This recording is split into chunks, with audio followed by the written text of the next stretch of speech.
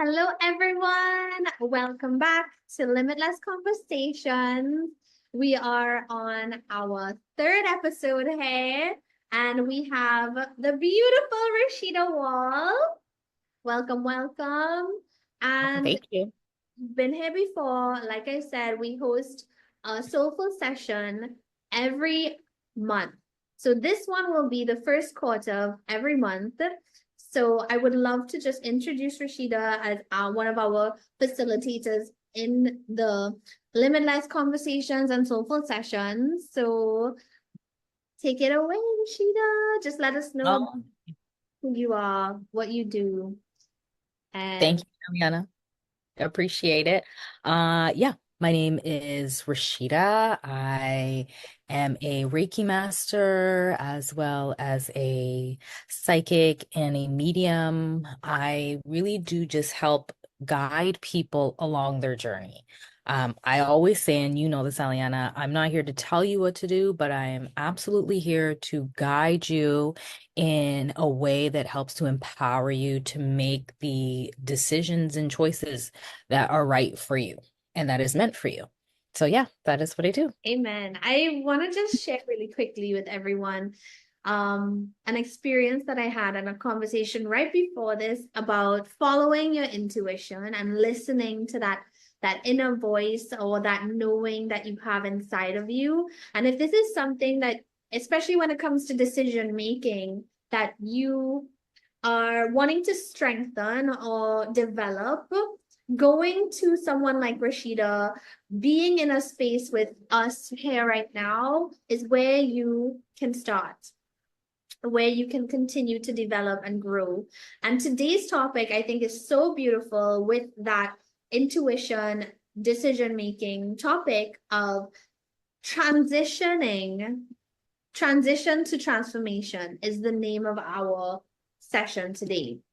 And why did we choose this? Because our first quarter moon, which is happening today, y'all, October 10th at 11:56 p.m. is in Capricorn, right? And a couple themes with this is clearing out the old to make new space for what you want to come in, building that consistency so that you can be abundant, being effortless and enjoying what fills you up so that you can be of greater service, really opening up yourself to receive when you trust yourself and your intuition and those little niggling feelings. What are you investing your time and energy in? Because that is what will come back to you. The energy you put out is the energy that you receive. Let's also touch on the choices that we're making, right? Like, who are you choosing to be? Like, for example, your avatar. And what intentions are you putting out long term that will create the structure and systems that you need to succeed? With that being said, let's dive in to this topic of transition to transformation. Again, we give thanks for you being here, for you showing up right now, and take what you need and leave the rest. Mm. So, Rashida, can you share a recent transition that you've gone through that has led to transformation? I feel like for me personally right now, I am just transitioning into stepping more into my gifts and stepping more into my power and like even stepping more into like who I am authentically. I think being authentic isn't something that happens just like that. It's something that is constantly evolving within you. But as Mm. long as you are staying true to that evolution of your authenticity, I think that is the most beautiful thing. So for me right now, yeah, like I could say like my birthday just passed, and I always feel like when your birthday comes around, it's not just that day, but it's the entire year of a brand new like beginning and growth for those who are experiencing or having a birthday, of course. But it doesn't just have to be on that specific day, but it's something that's now it's like your birthday year. And how are you going to grow? What is that new chapter going to look like? So for me, I would say, yeah, I am transitioning more into just stepping into what it looks like to be a leader. I think so many times we think of being a leader as being this authoritative figure that's up here. And I'm learning that I'm unlearning and then relearning that being a leader is just someone who is showing up as themselves and finding ways to be able to relate to others so that they can find ways to relate to myself and to also find ways to like relate to themselves and how they can perhaps like see themselves through me, but being able to create their own authenticity through that. Mm. And I think that is at this point where I am. Oh, how beautiful. Because that is, yeah, like some people just, I want, that is a big transition, right? Like you're transitioning from one phase of your life to the next cycle. Like it's a full cycle around the sun. I like that you gave that example and just celebrating you again. Happy birthday to Rashida. Yes, giving thanks for more, that's more life and more blessings. Yeah. Yes. Um, and that's so beautiful of the example that you gave with leadership, because that idea of what we think a leader may look like, right? Sometimes we think it's boss, or like a boss babe, or someone who is making a lot of money as a lead, like people in power, like that. And this goes into the next topic that we'll be talking about in our next soulful session.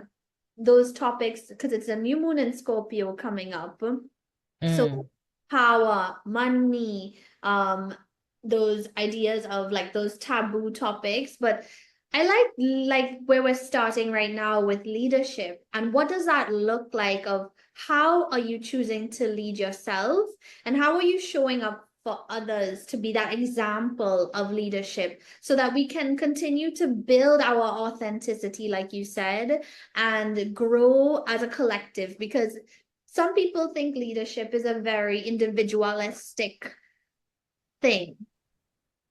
However, you're presenting the idea that it's a mirror. It's like, how can we see ourselves in each other? And from that example, continue to embody what we want to show, to how we show up.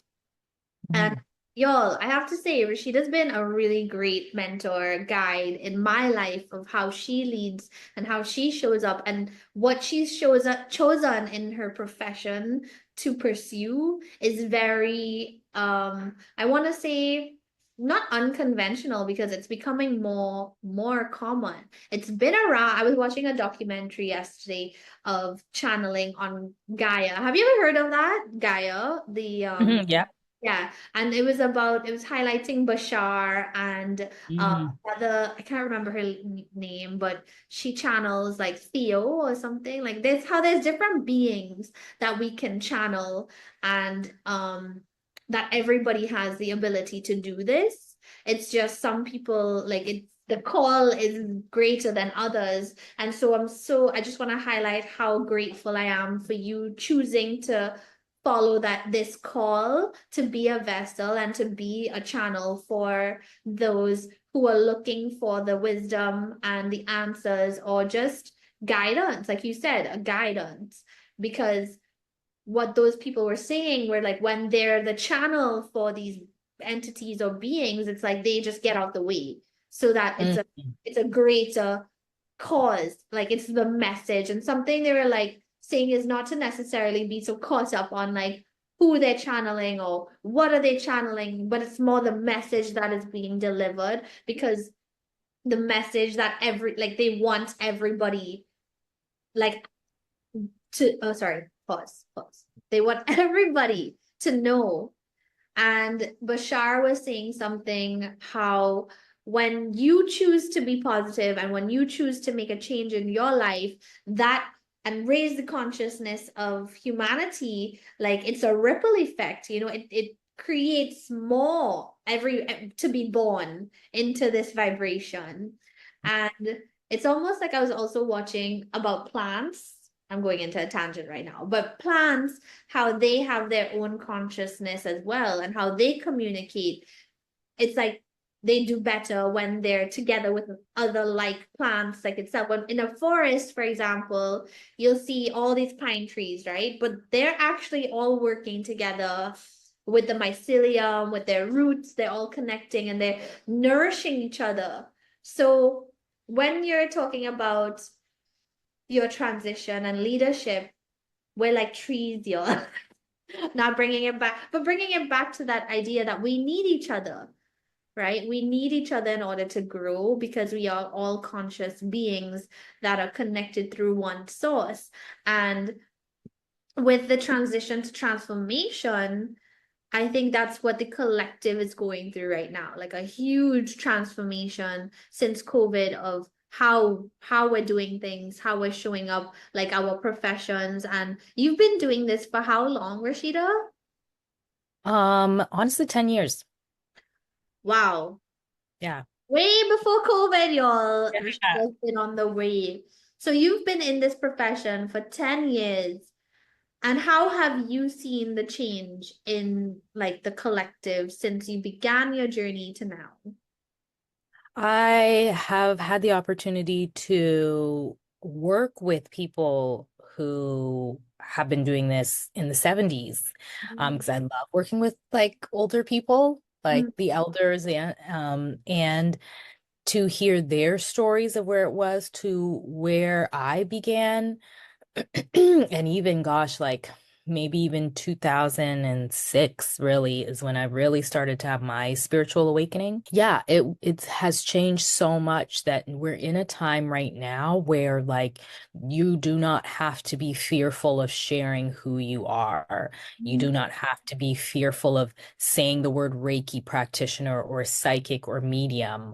And to really lean into your intuition if it's, and it doesn't have to be, let's just say specifically to wellness, but anything that you're passionate about, anything that you resonate with that feels like, oh, this seems so natural for me to share with the world is something that you should step into. Like I can give an example for myself just recently, especially with we're talking about just leaning into our intuition. I was supposed to help out at an event for my daughter's school. Unfortunately, I couldn't because we weren't well, and I thought like, how can I still participate without actually being present? And how something came up right away. Like intuition was like, they do an auction. Like, why don't you just auction off some of your services? And I Oh, was like, I don't know, spirit. But then that only lasted for like a millisecond of like, I don't know if, people will be open to it. And then I turned around and I said, well, no, like you got to do something because you already said earlier, like, I'm so ready to participate. I want to volunteer. And I'm like, how's that going to look if I can't be there. And I know they understand, but like, let me find a different way. So the person who was in charge sent me a text message because my daughter was going to volunteer, but I also said I was going to. And I said, you know what, unfortunately, I can't because I have a little one who's sick and I'm not well. But if there's an opportunity for me to just auction off one of my services, and this is what I do, and this parent was like, what? I can't even believe we do this. Oh my God, I'm like so excited. Like, oh, this is going to be great. Yep, we're going to put this service down. And like an FYI, I'm also going to book you for just a party that my sister-in-law is going to have. Like, oh, so it just what was opened up what something. was the service that you offered them? Because you do so many things. Like, Very true. I gave them the option of a Reiki practitioner. So either they could have like a Reiki session or a psychic and medium session. So I'm not sure. Somebody who won, and a friend of mine was like, "Oh, I knew that was your name up there." So my friend won. So I'm not really sure what it is that they auctioned, but I gave them an option of here's three. I also gave them a package and they said, you know what? I think the package for the value might be too much. So I'm going to just break it down into, so I'm not sure if they broke it down into three. So so one choose one. side, Yeah. yeah, whether it's the Reiki or the Oh, psychic or the wait. medium. But either way, with that, it was really about me. It wasn't even just about doing the auction, but it was really about me stepping into what it is that I do and no longer living in that fear of, because so many people, when I first started this, you would hear you're a witch or you're not real, you're fake. Or, if you've heard back in the day when they dialed the 1-800 number and you can hear Miss Yeah. Cleo So telling there's you whatever, whatever.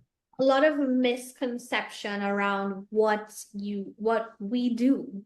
Yeah. Yeah.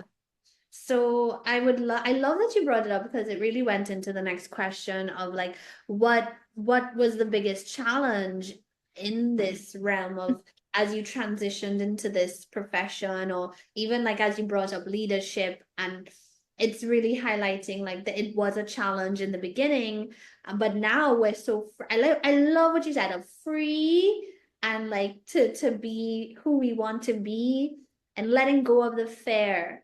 Because even today I had that experience where I was like, oh, like, you know what Reiki is? And the person like lit up. They're like, I only got a head Reiki, but it was the best thing of my life. And so it's like, it's needed and it's wanted. And so I love also wanted to just shine light on how they were like, this is too much value for what we are. Like, let's value you more. Like spirit interjected there and was like, Rashida, we love that you're offering good value, but sorry, let me close this. It's fine, it's gone. But the motorcycle. Um, life, y'all. Life be happening. Can't hear it. I can't hear it at all. Oh, beautiful. Wow, my Yeah. mic's looking good. Okay. Yeah, but just to finish that point of they broke it down for you because they saw the value in each one and how great it was. So I really want to celebrate you for that and for being able to continue on, because I wanted to know as well, like in those moments, like can you share the most challenging part about pursuing this profession, and how did you continue on or overcome it, or what's been that for you? Because sometimes it's easy for us to give in to that darkness or Mhm. let the self-doubt creep in. Yeah, I would say probably the couple of the biggest things. One is doubting. So just like what you were saying before, is getting out of the way and realizing that you are just the vessel, not putting too much thought into the message that is coming across, and just knowing that the message is coming through, and just spill it out and it will resonate. It's almost like spirit's just like, we just need you to speak. Mhm. We're giving you all the messages. So that was a big piece, as well as just getting out of the way, like literally getting out of the way. Honestly, being a woman of color and sharing that you are a psychic or a medium, but you don't look like what people are used to in the mainstream, right? Like if you think about Bashar, he's not a person of color, right? Like he's not. It's true. Every person in this documentary was not colored people. Right. And I think that's something that we really need to pay attention to, because let's say when it really started, we just saw like a Miss Cleo, right? We saw her with the big hat on and all this fancy stuff and whatever. And I think a lot of people saw that more as entertainment. So now when people who look like us are turning around and saying like, we do have this gift, to be honest, we're more likely to go to a white woman. We're more likely to resonate with them for some reason, even though from what I know from so many in terms of the history Yeah. and like Caribbean and Oh, African wait. descent, I digress. There was one black man on there who was a shaman. And right? yeah, But they there's one. That's the difference. There's only one. When there's so many of us out there who do the work, there is a lot more. But to be honest, you do not see them. And either you don't see them because we either choose to stay in our own, we stay in the background. A lot of the time, some just choose to not intermingle with the rest of the group. Or in so many cases, it is really like we have to work 10 times harder in some cases. and I'm trying to get that part. this is coming from a space of growing up in Toronto, in Canada, and experiencing like your background again, just to let people know. Again, where is your family from, if you don't mind sharing again? Mhm. So now I do, if you want to say identity, I usually say Afro-Caribbean. My mom is from Barbados. My dad is from Guyana. I ended up doing my ancestry DNA. I realized that we are from predominantly Congo, to Nigeria, West Africa, Benin and Togo. And I have had more of a reason to want to lean into that because these gifts that I've had have always been there. It's not Mm, something that just I went to a class and was like, oh, okay, I feel like I have this gift now.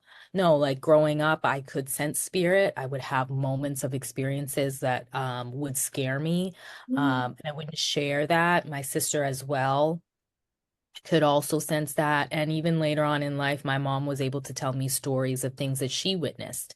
But of course, let's be real, in the Black community, if you witness anything, you don't speak about it, either because you might not be believed, or it's more of just that is just the culture, right? You just zip it and that's it. So I'm really learning now that I just need to embrace the gifts that I have because I've always believed that, like, I can't offer, in my mind growing up, I always realized like I can't offer the riches in material, but what I can offer is the riches of the wisdom that I carry.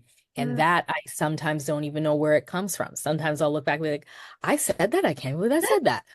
Like, wow, okay. Like, and I realize I just need to lean into that more. And it's true, like, especially when I talk to other women of color, whether they're in Toronto or in the United States or even in the Caribbean, like even in the islands, they've all expressed the same thing that, like, we'll be in a large group and there might only be two of us, and the rest is like white people. And don't get me wrong, I like white people. I don't have a problem with that. You know what I mean? But at the same time, absolutely, do we want to see more of us out there?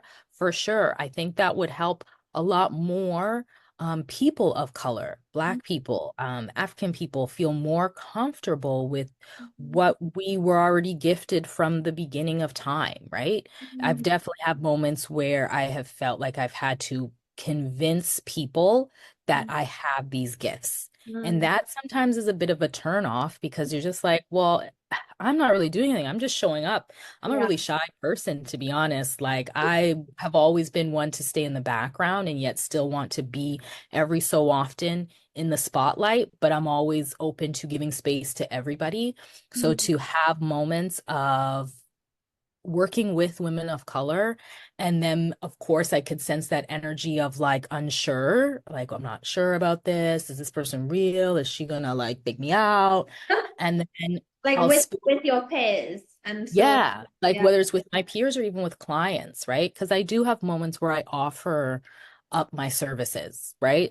I feel like there's moments where I've had like Spirit say today is the time where you need to offer for the month for those who might not be able to afford it, or just whatever reason. I feel like when you have the gift, you should find those moments where you can offer for free, right? Not all the time, but to just do that as a gift, not just it's like a gift and a service to the world. It always comes back in some way. And I've had moments where I've done that, and I try to make sure that I'm not jumping into that energy of like, "Ugh, they're questioning me." It will throw you off as a psychic, right? It will throw you off as a wellness practitioner. And then I get out of my head and I allow spirit to take over. I spill the beans, and then they come back and they say, wow, Rashida, like, I'll be honest, I was skeptic in the beginning. I have had experiences before and they were nothing like this. And I was like, I don't know what to tell you. Like, just, I'm just so happy that you were able to resonate with everything because I go into another space and time when I do the channeling. And Um, it's one of those professions where like the work is on something you can, like, for example, I'm just giving an example, fashion, right? Like that's a tangible material experience. Like you see it, you feel it. But with something like this, it's an experiential service. So like people will be skeptical with the unknown. people will have doubts because they haven't experienced it for themselves.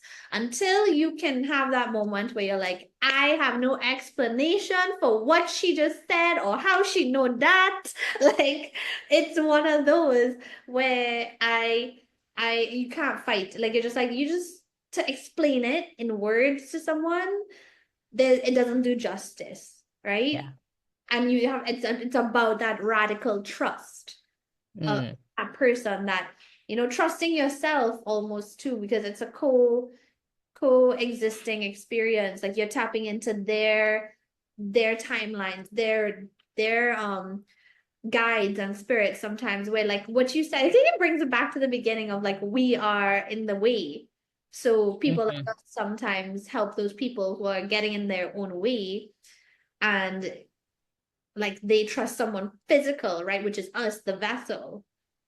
So Mhm. Mhm. I think it really goes into the next question, so beautifully flowing, of like explaining abundance from a spiritual perspective.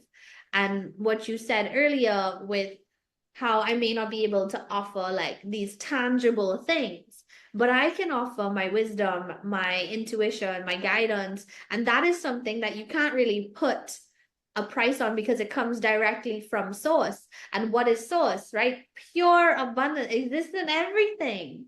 So, like, I love how beautifully you broke that down, and I would love to hear more of that. Okay, in part two, because we finished part one, question one and two.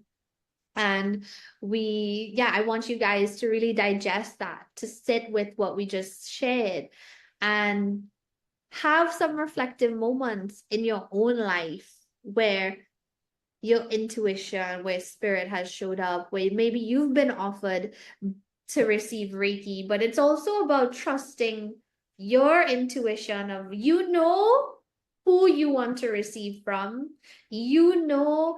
like through energy, through vibration, if your body feels safe with that person. Because I've seen it firsthand, Rashida, just 2 weeks ago, where the exchange was offered without consent almost, or where it's been like somebody's experienced it but they weren't in the right headspace to receive it, so it ended up in like a bit of a traumatic experience. So energy is like a flower.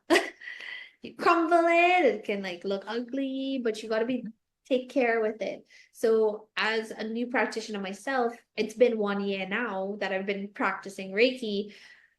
There's so much that, like, unspoken rules that you have to learn on your own. And I'm curious to know if you had this experience, like when you first received it, to when now being 10 years later, how that has expanded for you in your own understanding of energy and how it works. I think what I've learned the most is like, don't take yourself so serious. I definitely hear that in terms of like everybody. I think the reason why the wellness aspect of it and energy work in some ways became so serious is because we were trying to prove to the world that Mm. we possess these gifts and that we were in a time where we were It's very like corporate. yeah, like consciousness was really shifting in how we looked at things. And it was really about trying to prove to people what we were capable of. And I think now I feel for myself, I don't have to prove that. I just do it. It just happens. And so for me right now, I'm hearing like, Rashida, just have fun with it. Like, I think I was in a time where I felt like I had to be very serious and like, everybody has their own way too. To me, there's no right or wrong way when you are sharing the gifts. The only thing is to make sure that the other person is open to receiving it. That Yeah. is the biggest piece, right? If they aren't, if you haven't asked for permission, if whatever, I think that is like the only thing. But I Mhm. think if somebody connects with me and they turn around and book a session, well, then that is my indication that you are open to receiving. Yeah. Um, Really, I think I can always tell when somebody isn't really open to receiving it. And I've still pushed through because I was in a time where I'm like, well, I'm still trying to prove to them that like spirit It is hurts. real. And then it's never been a great session for me, right? And if it's not a great session for me, then it's not going to be a great session for them either, because you Yeah. have to be open. In order for it to work, your energy field has to be open for your spirit guides to be able to communicate with mine and lost past loved ones and all of that. So I really think it's down to what works for you specifically. Like I've had people where I've done like different classes and group work, and people were like, okay, well, I'm gonna need you to like meditate for a minute, and I'm gonna smudge the screen and I'm gonna get into my zone, and then we're gonna go ahead. Mhm. And it's worked out for them. And Mhm. then I started to think, do I need to do that? And Mhm. it never felt right. So I really don't have a specific thing that I do. I really just like take a nice deep breath and say, Spirit, I'm open to receiving. I mean, I'm always open anyway. Yeah. Um, but in a lot of the cases, I realized that I don't have to be so meticulous. I don't have to be so serious about it. All I have to say is I'm an open vessel, right? Like I'll have moments depending on the type of client, the energy that's coming in, that I'm like, oh, wow, this energy might be intense. Today, I need to do a little clearing of my space and energy to be open. But I think sometimes when we get too serious about it is when we get back into our thoughts. And then that really gets in the way of spirit doing what it does, because there is no specific, there's no rule book, there's no list, there's no nothing. Spirit just moves, energy just moves. It's always moving constantly. There's never anything, you know? So I really do think that it's like really tap into your heart space and is like what needs to be said. And Mhm. in that case, like for yourself, when you were talking about like I wanted to share, but I wasn't sure, like if spirit is like share, Yeah. the because if spirit is telling you to share, they see something that I on the physical plane do Can. not see. Yeah. And I need to trust in the unknown and the unseen, because clearly they have a bigger picture for me than I do. I have this vision and they're like, yeah, but we have this for you. And this one is, Mhm. good, bad, whatever. This one here is the one that we need for you to like really push forward. So that would be my advice to people in terms of like if you're new to this, that don't don't be too specific. Like trust your heart. Mm. And I think that really answers the question of abundance too. It's like being able, what you said, to be open for spirit to move through you, because it's like if we're like hold it's like savings, right? Like if we're just like, oh, holding on to those savings, but we need to like, we have a very important thing we need to pay for, like by cutting off that energy of like, well, it's like even money, they say like money needs to, and I don't know why it's not, abundance doesn't necessarily mean money. Well, and I'm only relating it in this sense, but it needs to move, like even in the bank account, like money needs to move in and out. So I would love to hear like maybe just a summary of like what do you see abundance as? Like what does that mean to you? The first word that comes up when I think about abundance is love. Mm, Love is so expansive. mm, Like you love something or you love someone, it grows, right? That's your heart, right? I think we are so much caught up in our head and our thoughts and what it should look like. And then, I don't know, that can really drive somebody crazy because now you're in here and you're not actually present. mm, And when you find something that you truly love, whether it's a person, sometimes even when moms give birth to their baby, right away, you don't think of anything else but that present moment. And that right there is love. mm, So that is abundance. So as soon as I really feel like as soon as spirit recognizes that, it mm. just grows Expand. beyond belief. I've seen that personally with my own family and how we communicate with one another and how we continue to grow. Like, my partner's always like, it's because we have love. And it is true. Like, yeah, we don't have all of the other things, but do all of those things matter? Because I've witnessed so many people who have all of those things, and yet their personal life is not at the abundance level of what it could be. And I don't mean materialistic wise, I Love. mean spiritually. I mean, love. I mean, all of those things. And if you're not right within yourself, it is a reflection outwards. You Yeah. just might not be aware of it because, well, we're too much in our thoughts of what we think it should be or how we feel it should be, right? But guess what? The people that come into your life, whether it's your personal family, friends, professional life, it's a reflection of you. It is your own consciousness reflecting outwards, and it's coming back to you in these ways. So it's something where rather than saying like, oh, why me? Like check in with yourself and saying, okay, why me? Right? And then make the necessary changes that need to happen because a lot of that could just be dormant energy that has been there from past, from childhood, from family, gets trickled down to you. You don't know why it keeps happening. Like check in with you, and it doesn't have to look the same. I think that's the biggest piece is that we are so focused on what other people think of us, especially family members, right? They put a lot of pressure. Get rid of that. Get rid of that. Because at the end of the day, it's you and I don't want to say it's you and you alone, but like at the end of the day, it really is, right? It's your own consciousness. And how are you going to utilize that to bring in abundance? How are you going to utilize that to help with your expansion, right? You got to let go of things, release things to bring in the beautiful, right? Mhm. The cosmos are moving. They're moving all the time. We don't know what's happening up there, but it is moving. Yes. And we need to be in a space of being able to receive because you can't receive if you're still holding on to things that clearly don't serve your purpose anymore. Amen. Just all I can say is amen to that. That was very, very powerful. And I don't want to extend too long because we only have about 2 minutes here on this call. But just to wrap up a little bit, because I want to honor your time as well. Just the last question I had was how can others use Reiki or psychic mediumship to help them navigate transitional moments in their life? But I really feel like you hit the nail on it. It's like if you can't be open to receive, right? Like you gotta receive in order to believe. And like Mhm. I would love to hear what are some experiences that some of your clients have had after receiving your work. I would say if you are new to going to any wellness practitioner, Reiki, or a psychic or a medium, utilize it because the truth is we are on this earth and we think we have it all under control, but at the end of the day, we really don't. I have utilized it for myself for a very long time, probably since I was 19, I would be going to psychics.